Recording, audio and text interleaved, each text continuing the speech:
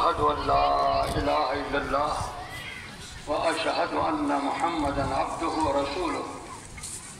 أما بعد، قال الله سبحانه: أما بعد فإن خير الكلام كلام الله وخير الهدي هدي محمد صلى الله تعالى عليه وعلى آله وصحبه وسلم، وشر الأمور محدثاتها وكل محدثة بدعة وكل بدعة ضلالة وكل ضلالة في النار.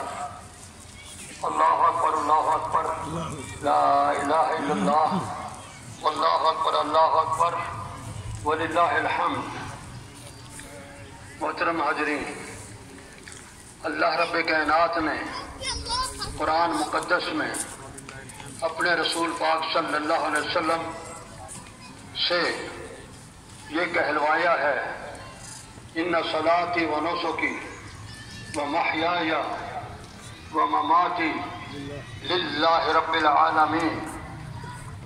میری نماز، صلاتی و نسکی میری قربانیاں، و محیای اور میری زندگی، و مماتی اور میری موت، للہ رب العالمین اللہ کے لیے ہے جو جہانوں کا رب ہے. تو انسان جو عبادتیں کرتے ہیں، جو قربانیاں کرتے ہیں، زندگی گزارتے ہیں اور موت، یہ سب اللہ کے لیے ہے جو اس پوری کائنات کا رب ہے، پالنہار ہے. قال اللہ سبحانہ وتعالی: یا ایھا الذین آمنوا اتقوا اللہ حق تقاتہ ولا تموتن الا وانتم مسلمون. اے ایمان والو، اللہ سے ڈر کے زندگی گزارو. تمہاری موت جو آئے اس وقت بھی تم اللہ کی فرما برداری میں ہو. کسی بھی زندگی کے لمحے میں اللہ کی نافرمانی سے مت ہٹو، اللہ کی فرما برداری میں رہو، اللہ کی نافرمانی نہ کرو. اللہ کی فرما برداری یہ ہے کہ اللہ کے رسول کی اتباع کی جائے. قال اللہ سبحانہ وتعالی: اطیعوا اللہ واطیعوا الرسول. اللہ کی اطاعت کرو اور اس کے رسول کی فرما برداری کرو. ومن یطع اللہ ورسولہ فقد فاز فوزا عظیما. نوجوان نہ جائیں، دعاؤں میں شریک ہو کے بعد میں جائیں. من یطع اللہ ورسولہ فقد فاز فوزا عظیما. جو اللہ اور اس کے رسول کی اطاعت میں زندگی گزارتے ہیں وہی کامیاب ہیں، اور جو اللہ اور اس کے رسول کی اطاعت میں زندگی نہیں گزار رہے وہ خسارے والے. اولئک هم الخاسرون. رسول اکرم صلی اللہ علیہ وسلم عید الفطر اور عید الاضحیٰ کے خطبے میں خاص طور پہ خیرات کرنے کی تلقین فرمایا کرتے تھے. تصدقوا تصدقوا تصدقوا. 3 لفظ منقول ہیں حدیث مبارکہ میں.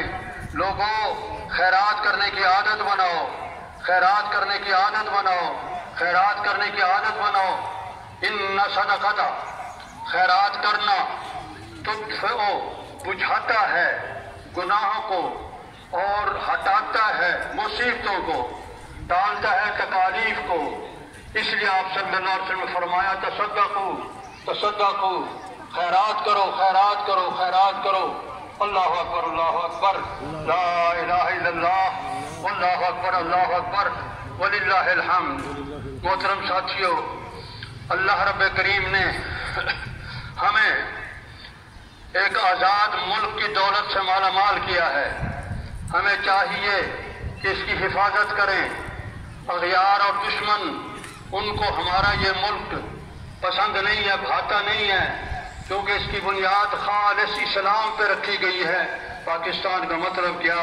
لا الہ الا اللہ. آج بھی یہ آواز گونج رہی ہے اس فضا میں. اس لیے ہمیں اس ملک کی حفاظت کرنی چاہیے، اور حفاظت کا واحد راستہ یہ ہے کہ ہم اپنی صفوں میں اتفاق پیدا کریں. قرآن مقدس میں وَاعْتَصِمُوا بِحَبْلِ اللَّهِ وَلَا تَفَرَّقُوا. اللہ کی رسی، اللہ کے قرآن کو مضبوط پکڑ لو، اختلاف نہ کرو.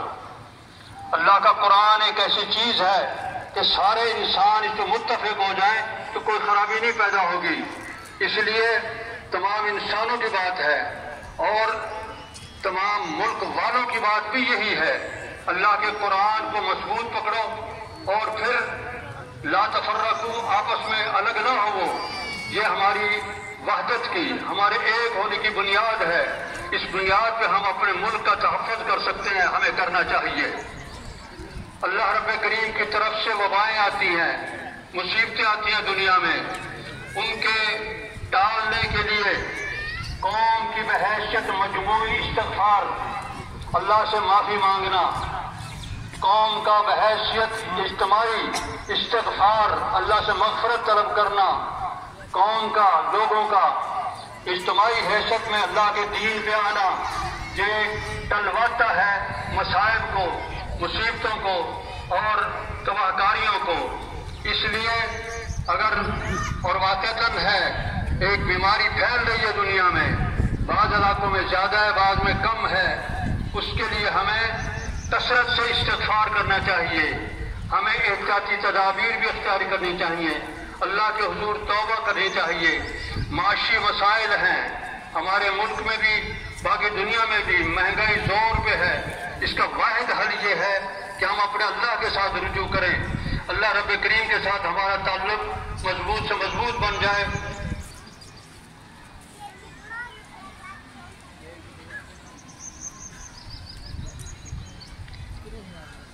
اللہ اکبر، اللہ اکبر، لا الہ الا اللہ، واللہ اکبر، اللہ اکبر، وللہ الحمد۔ ایک طریقہ یہ ہے کہ ہم اللہ کے دین کو محفوظ کرنے کے لیے، اعلاء کلمت اللہ کے لیے ایسے ادارے قائم کریں اور ایسے ادارے بنائیں جن میں خالص اللہ کی کتاب اور اللہ کے رسول پاک صلی اللہ علیہ وسلم کی سیرت، اس کی تدریس ہو، یہ پڑھایا جائے۔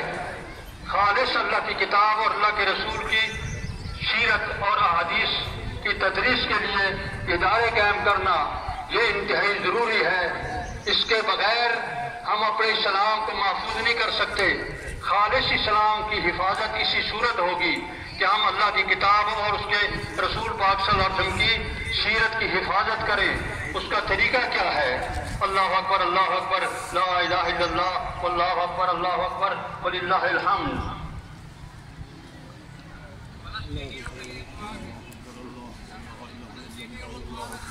الحمد للہ نحمدہ ونستعینہ ونستغفرہ ونعوذ باللہ من شرور انفسنا من يهده الله فلا مضل له ومن يضلل فلا هادي له واشهد ان لا اله الا الله واشهد ان محمدا عبده ورسوله اما بعد فان خير الحديث كتاب الله وخير الهدي هدي محمد صلى الله تعالى عليه وعلى اله وصحبه وسلم وشر الامور محدثاتها وكل محدثة بدعة وكل بدعة ضلالة وكل ضلالة في النار۔ اعوذ باللہ من الشیطان الرجیم۔ یا ایھا الذین آمنوا اتقوا اللہ وقولوا قولا سدیدا یصلح لکم اعمالکم۔ اے ایمان والو، اللہ سے ڈرو، بات سچی کہا کرو، جھوٹ نہ بولو۔ ایک صحابی نے عرض کی، یا رسول اللہ مجھے وصیت فرمائیں۔ آپ نے فرمایا جھوٹ نہ بول۔ بہت بڑی وصیت ہے یہ۔ جب ایک انسان عادت بنا لے کہ میں نے جھوٹ نہیں بولنا، وہ گناہوں سے ہٹ جائے گا، غلطیوں سے بچ جائے گا اور وہ اپنی حفاظت کر پائے گا۔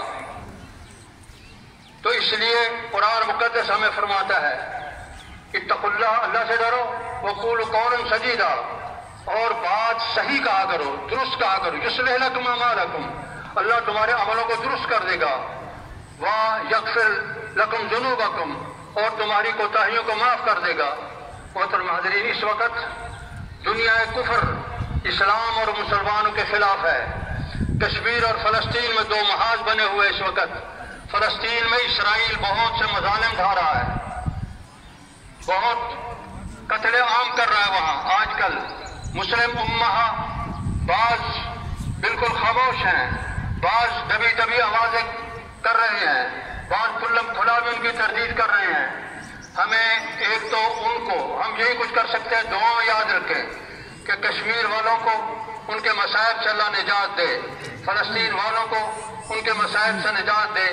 وہ انشاءاللہ دعا کریں گے، آپ بھی دل میں دعا کریں کہ اللہ ان کی حفاظت فرمائے۔ اللہ مسلمانوں کی جہاں بھی ہیں ان سب کی حفاظت فرمائے۔ میں عرض کر رہا تھا کہ دینی اداروں کا تحفظ یہ اللہ کی کتاب اور قرآن مقدس کے تحفظ کے برابر ہے۔ آپ کا الحمدللہ دارالحدیث پورے 100 سال سے کام کر رہا ہے۔ 1928 سے یہ کام شروع ہوا، آج 2021 ہے، تو تقریباً 4-5 سال رہتے ہیں پورے 1 صدی ہونے کو۔ یہ ادارہ الحمدللہ کام کر رہا ہے اور پورے علاقے میں دینی شعور پیدا کیا ہے۔